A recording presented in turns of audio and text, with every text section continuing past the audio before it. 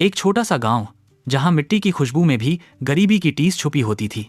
वहीं एक कच्चे घर में हारून नाम का लड़का अपनी बीमार मां फातिमा के साथ रहता था।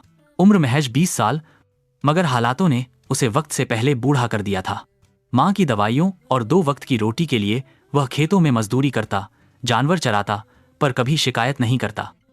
हारून की मां कभी इस गांव की खूबसूरत औरतों में गिनी जाती थी, मगर अब बुढ़ापा, बीमारी और लाचारी उसकी पहचान बन गई थी। आंखों की रोशनी जा रही थी, शरीर दर्द से चूर।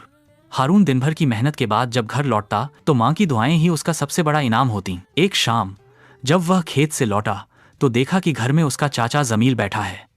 चालाक और खुदगर्ज जमील ने आज अपना मुखौटा कुछ और बना रखा था। उसने कहा कि शहर में एक अमीर औरत को काम के लिए एक नौकर चाहिए, रहने खाने और तनख्वाह का वादा था। मां की आंखों में उम्मीद की लौ जल उठी। हारून का मन नहीं था, लेकिन मां की मजबूरी और दुआओं ने उसे झुका दिया। अगली सुबह वो मां से गले लगकर भारी दिल से गांव छोड़ आया। शहर उसके लिए किसी और ही दुनिया जैसा था। ऊंची इमारतें, तेज रफ्तार गाड़ियां, चमकती लाइटें। पते पर पहुंचा तो देखा एक आलीशान हवेली सामने थी। दरवाजा एक बेहद खूबसूरत और अमीर लड़की ने खोला आ लिया। उसकी आंखों में घमंड और चेहरे पर थकान थी।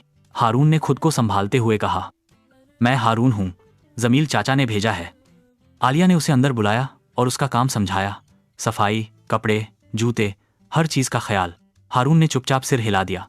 उसके दिल में बस मां की तस्वीर बसी थी और मेहनत करने का इरादा। दिन गुजरते गए।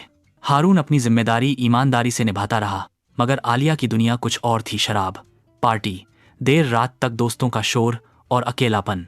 हारून उसकी इन आदतों से खिन्न था, मगर गरीबी और मां की याद ने उसकी जुबान बंद रखी। एक रात जब आलिया नशे में बेसुध थी, हारून खाना लेकर उसके कमरे में गया।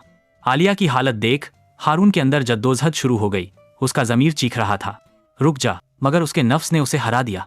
उसने वह गुनाह कर डाला जो नहीं करना चाहिए था। सुबह आलिया को कुछ याद नहीं था, मगर कुछ दिनों बाद उसकी तबीयत बिगड़ने लगी। डॉक्टर ने चेकअप के बाद कहा, आप मां बनने वाली हैं। ये सुनते ही आलिया के पैरों तले जमीन खिसक गई। उसके दिमाग में बीती हर रात घूमने लगी, मगर कोई चेहरा साफ याद नहीं आया। हारून के दिल में भी अब एक तूफान था, अपराधबोध, शर्म और पछतावा, मगर वह अब फंस चुका था। एक रात जब वह फिर से आलिया के कमरे के पास आया तो आलिया जाग रही थी। उसे देखते ही चीख उठी, क्या तुम ही हो उस बच्चे के बाप? हारून की रूह कांप उठी। वह जमीन पर गिर पड़ा, मुझे माफ कर दो, मुझसे गुनाह हो गया। मगर आलिया ने माफ नहीं किया। उसने पुलिस को बुला लिया। हारून को गिरफ्तार कर लिया गया। जब गांव में खबर पहुंची तो फातिमा थाने पहुंची। अपने बेटे को हथकड़ी में देखकर वह टूटी हुई सी लगने लगी।